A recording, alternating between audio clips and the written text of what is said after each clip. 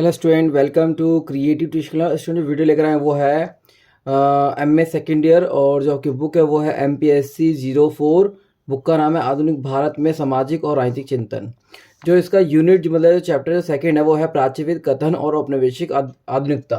इसमें जो क्वेश्चन है कई तरीके से आते हैं और ये टॉपिक काफ़ी डिफिकल्ट भी है और मैं आपको इसमें बताऊंगा शॉर्ट तरीके से और पॉइंट टू पॉइंट बताऊंगा ताकि आप एग्जाम में जब भी क्वेश्चन आए तो आप छोड़ कर ना आए, उसको एक्सप्लेन कर कर आए। तो स्टार्ट करने से पहले यदि आप इस चैनल पे नए हो और आपने अभी तक चैनल को सब्सक्राइब नहीं किया है तो प्लीज़ चैनल को सब्सक्राइब करें और बेल आइकन का बटन भी दबाएं ताकि जो भी वीडियो आते हैं उसकी नोटिफिकेशन आपके पास जल्द से पहुंच सके। तो स्टार्ट करते हैं प्राच्यवाद। अब मैं आपको प्राच्यवाद का अर्थ बता दूं। प्राच्यवाद में क्या होता है, जैसे भाषा, साहित्य, संस्कृति और दर्शन आदि का वर्णन जो किया जाता है उसको प्राच्यवाद के रूप में देखा जाता है। और औपनिवेशिक, इसमें आपको बताएगा प्राच्यविद कथन और औपनिवेशिक आधुनिकता। औपनिवेशिक मतलब जो औपनिवेशिक का मतलब तो है जिसने अंग्रेजों ने हमें गुलाम बनाकर रखा, तो वो क्या है, औपनिवेशिक है। नेक्स्ट है इसमें प्राच्यवाद एक ऐसा नया क्षेत्र है जिसमें पूर्व औपनिवेशिक समाजों के लिए उपनिवेशी इतिहास के पुराने क्षेत्र का पर्याप्त रूप से पुनर्निर्माण किया जाता है। तो मैंने आपको बताया कि प्राच्यवाद वह चीज़ है जिसमें संस्कृति, भाषा, दर्शन, साहित्य और आदि का वर्णन किया जाता है, उसको हम प्राच्यवाद कहते हैं। अब प्राच्यवाद को आपको और एक्सप्लेन करना है तो उसमें मैंने आपको लिखा है कि प्राच्यवाद एक ऐसा नया क्षेत्र है जिसमें पूर्व औपनिवेशिक समाजों के लिए औपनिवेशिक इतिहास के पुराने क्षेत्र का पर्याप्त रूप से पुनर्निर्माण किया जाता है। अब इसके आगे जो है, प्राच्यवाद एक ऐसी विचारधारा है जिसके अंतर्गत पश्चिमी द्वारा 18वीं और 19वीं सदी के दौरान स्वयं को क्षेत्र में रखकर अपनी श्रेष्ठता प्रमाणित करने के लिए पूर्वी संस्कृतियों की स्थावर रचना बनाई गई। मतलब कि किस तरीके से जो 18वीं 19वीं सदी में जो भी चीज़ हुई उनको दोबारा से पुनर्निर्माण करने का और उनको श्रेष्ठ प्रमाणित करने के लिए एक संस्कृतियों की स्थावर रचना बनाई गई। मतलब दोबारा से एक रचना बनाई गई। इसको कैसे समझा सकते हैं और कैसे इसको समझ सकते हैं। नेक्स्ट आगे है, इसमें कई विचार भी हैं, काफ़ी आप पढ़ सकते हैं। पहला है कि इसमें नव गांधी समीक्षा, वेरी इंपॉर्टेंट। यदि क्वेश्चन आता है, क्वेश्चन देखो कई तरीके से आता है, पहले आपको बताता हूँ कि क्वेश्चन किस तरीके से आता है। क्वेश्चन आ सकता है कि औपनिवेशिक आधुनिकता के प्रश्न पर विद्वानों के में भिन्न भिन्न विचारधाराओं की चर्चा करें, ये क्वेश्चन आ सकता है। दूसरा आ सकता है कि प्राच्यवाद और औपनिवेशिक कथन का संबंध में वर्णन करें, या क्वेश्चन आ सकता है कि प्राच्यवाद और उपनिवेशवाद में आत्मकथा की चर्चा करें। तो ये क्वेश्चन कई तरीके से एग्जाम में पूछा जा सकता है। तो मैं आपको बताता हूँ, मैंने आपको स्टार्टिंग से पहले जो बताया आपको, मुझे लगता है कि आपको समझ में आएगा। अब इसके आगे जो टॉपिक है वो है नव गांधीवाद समीक्षा। अब नव गांधीवाद समीक्षा क्या है, इसमें आपको बताता हूँ। सन 1980 के दशक में गांधीवादी समीक्षा पुनः सक्रिय हुई। मतलब कि जो गांधीवादी विचारधारा थी वो दोबारा से सक्रिय हुई और इस श्रेणी के विद्वानों का महत्वपूर्ण भागीदारी रही। और वो भागीदारी जैसे किसकी रही, आशीष नंदी, वीणा दास और पर्यावरण और विज्ञान आंदोलन में सक्रियवादी विद्वान जैसे क्लॉड एल्वोरेस और वंदना शिवा की एक तरीके से महत्वपूर्ण भूमिका रही। आप एक तरह बना के लिख सकते हैं। और किसमें रही वो भी मैंने आपको बताया, पर्यावरण और विज्ञान को लेकर इनकी काफ़ी पहल रही। इस वर्ग के विद्वानों की अधिकांश समीक्षा विज्ञान और प्रासंगिकता की दृष्टि से थी। मतलब कि सबसे पहले इसकी दृष्टि किस पे थी, विज्ञान और प्रासंगिकता को, मतलब इसको सच्चाई के सामने कैसे प्रस्तुत करना है, जिसे उन्होंने आधुनिकता की नियंत्रणकारी विचारधाराओं के समक्ष माना। अब इसके आगे जो है आप लिख सकते हैं कि जैसे आशीष नंदी, वीणा दास और पर्यावरण विज्ञान आंदोलन के सक्रियवादी विद्वान जैसे क्लॉड और एल्वोरेस और वंदना शिवा, इस वर्ग के विद्वानों की अधिक समीक्षा विज्ञान और प्रासंगिक की दृष्टि से थी।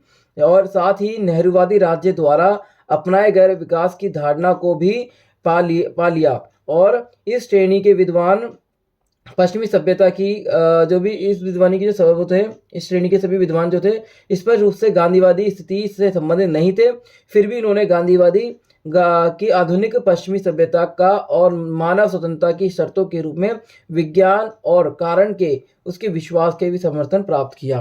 तो ये एक तरीके से जो पॉइंट्स है, इसके अलावा मैंने एक्स्ट्रा बताया, आप इसको एक तरह नोट कर सकते हैं। जो भी मैंने आपको एक्स्ट्रा बताया उसको भी लिख सकते हैं। तो पहले जो पॉइंट आप लिखेंगे नव गांधीवादी समीक्षा, इसको एक्सप्लेन कर सकते हैं, जिसमें मैंने आपको थोड़ा समझाया, और अभी जो ओरली बताया उसको भी आप एक तरीके से इसमें और लिख सकते हैं एक्सप्लेन करके।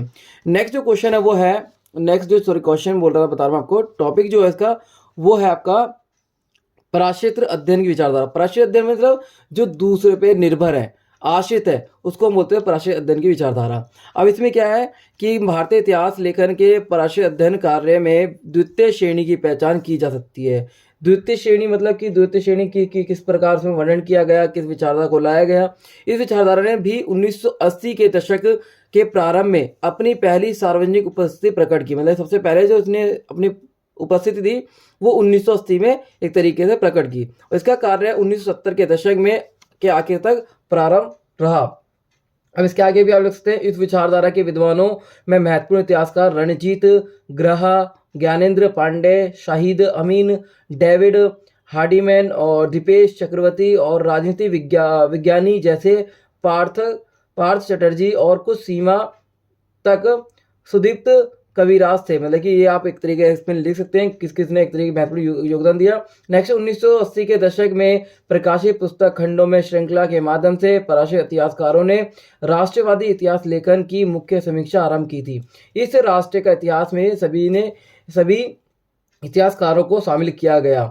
इसके अलावा जो नेक्स्ट आप एक्सप्लेन कर सकते हैं वो संयुक्त राज्य में मानव वैज्ञानिक अध्ययन, तो इसमें तीसरी श्रेणी का वर्णन कर सकते हैं। ये मनोवैज्ञानिक अधिकतर संयुक्त राज्य अमेरिका में बनोड कोहन का कार्य अधिक लंबी अवधि का है।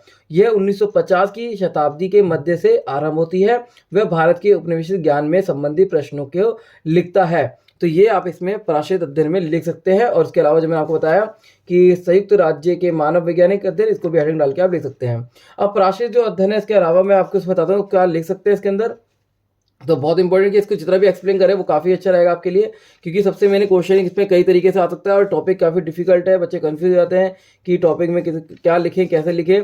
तो सबसे मैंने आपको समझना है और लिखना है। तो पराशर अध्ययन के विद्वानों का पिछला कार्य पराशर स्वायत्तता की खोज से संबंधित है कि पराशर स्वायत्तता कब स्थापित की गई, अतः पराशर चेतना और राष्ट्रवादी राजनीतिक अभिजात वर्गों से उनके विलन के रूप में समझने का प्रयास कर रहे थे।